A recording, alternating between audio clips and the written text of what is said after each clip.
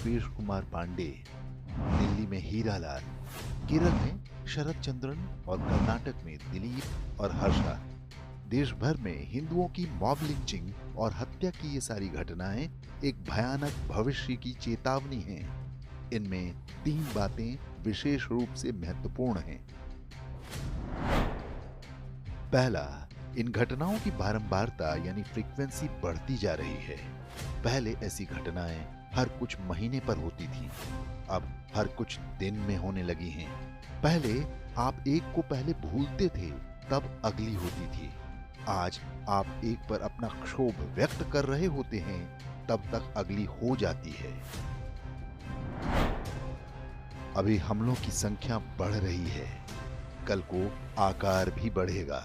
जो हत्याएं आज हर कुछ दिन पर हो रही हैं, वे हर रोज कई होंगी और फिर एक दिन बहुत सारी होंगी। ठीक वैसे ही जैसा डायरेक्ट एक्शन डे को हुआ था, यानी हम उनके नियत डी डे के निकट और निकट पहुंच रहे हैं। हमारे इतिहास में ऐसा कई बार हो चुका है, लेकिन हमने या तो अपने इतिहास को भुला दिया या हमें वो इतिहास बताया ही नहीं गया। दूसरा, इन घटनाओं के लिए उकसावे का स्तर लगातार कम होता जा रहा है। इसके लिए किसी को कमलेश तिवारी की तरह नेशनल नेटवर्क पर कुछ बोलना जरूरी नहीं रह गया।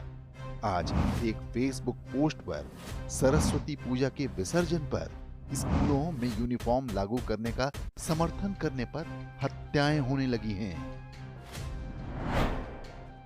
इन घटनाओं के लिए प्रोवोकेशन आगे जाकर और कम होगा। आप उनसे जरा सी भी असहमति व्यक्त करेंगे, यहां तक कि सिर्फ मन में असहमति रखेंगे, तो भी उनके निशाने पर आ जाएंगे। इसके बाद शुरू होगा अगला चरण। जब आपको उनकी ओर से बोलना होगा। यदि आप उनकी ओर से नहीं बोलेंगे, तो चुप रहने के लिए भी उनके निशाने पर आ जाएंगे। फिर दबाव आएगा कि उनकी ओर से लड़ना भी होगा। यदि आप उनकी ओर से नहीं लड़ेंगे, उनके झुंड में शामिल नहीं होंगे, यानी कन्वर्ट नहीं होंगे, तो भी आप उनके निशाने पर होंगे। आप जिस लड़ाई से बचना चाहते हैं, वो आपके घर के दरवाजे तक पहुंच चुकी है। ये वो लड़ाई है जो आपको लड़नी ही है। यदि इधर से न लड़े, तो आप या आपके बच्चे उधर से लड़ेंगे।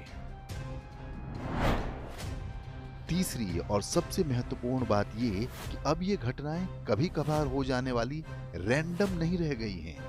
अब ये बहुत फोकस्ड हो गई हैं। पूरी योजना के साथ हिट लिस्ट बनाकर टारगेटेड किलिंग हो रही हैं।